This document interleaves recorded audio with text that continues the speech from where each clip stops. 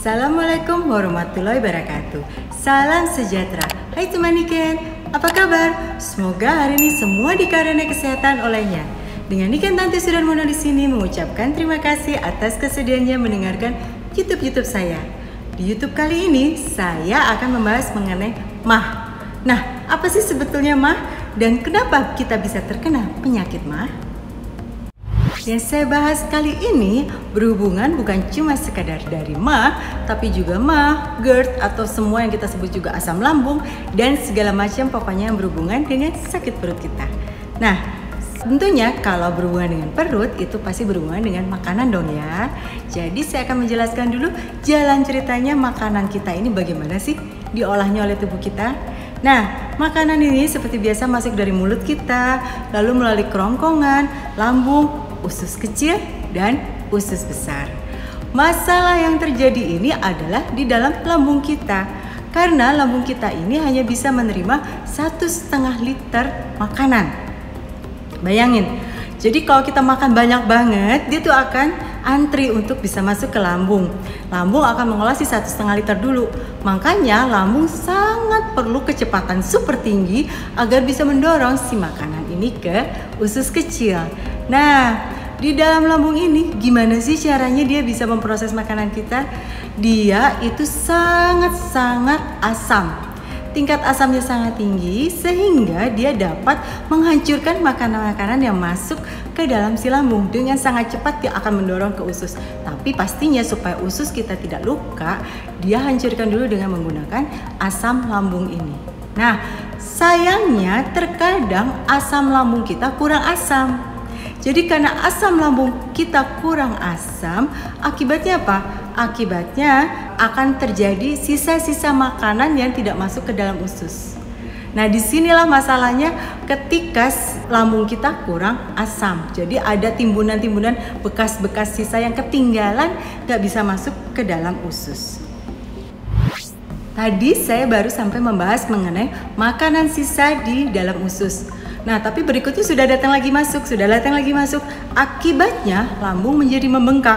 Nah, pada saat dia membengkak, dia akan memberi tekanan terhadap yang disebut dengan LES atau Lower Esophageal Sphincter. Nah, otot LES ini jadi lemah karena keseringan didorong-dorong oleh lambung yang menggembung ini. Ya. Nah, otot LES ini sebetulnya dia gunanya apa? Otot LES ini adalah melindungi tubuh kita dari asam lambung yang super asam ini. Jadi asam lambung ini kan super asam. Dia diproses oleh lambung selalu dikeluarkan untuk membantu mencerna makanan apa saja masuk. Nah, LES ini akan menutup, dia kayak pintu, dia akan nutup supaya si asam lambung nggak lari kemana-mana. Sayangnya karena dia tertekan oleh sisa-sisa makanan, akibatnya dia jadi lemah dan gampang kebuka. Karena otot LES ini lemah, akibatnya asam lambung kita bocor kemana-mana. Nah, lalu kalau dia bocor, dia jadi jalan ke kerongkongan lah. Nah, disitulah dia akan membuat jalur kita ini menjadi lebih tipis. Selain itu, karena asam lambungnya jadi banyak sekali berproduksi, karena dia merasa itu masih ada makanan, buat lagi asam lambung, itu masih ada makanan, buat lagi asam lambung, padahal makanan sisa. Dan asam lambungnya tidak pernah cukup asam untuk bisa mengolah itu makanan. Akibatnya apa? Dia melukai juga si lambung. Akibatnya jadi ya lambung ya kerongkongan semuanya menjadi lebih tipis ataupun luka. Ingat, ada yang disebut dengan luka lambung ya kan? Nah, itu akibatnya sebetulnya adalah hanya gara-gara asam lambung kita kurang asam. Penyebab asam lambung kurang asam itu akibatnya karena stres, lalu malnutrisi atau kekurangan vitamin dan juga merokok.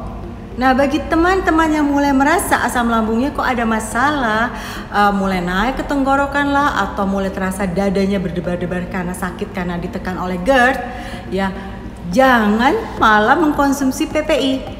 Ingat, saya udah pernah membahas loh mengenai bahayanya PPI, bisa dilihat di YouTube saya yang ini. Nah, bagaimana caranya kalau tidak boleh PPI? Nah, 3 hal ini kita mulai perhatikan, yaitu stres, defisiensi vitamin, dan tentunya hindari merokok. Terima kasih sudah berkenan mendengarkan. Assalamualaikum warahmatullahi wabarakatuh. be beautiful, be healthy, be successful, and strong with Maniken.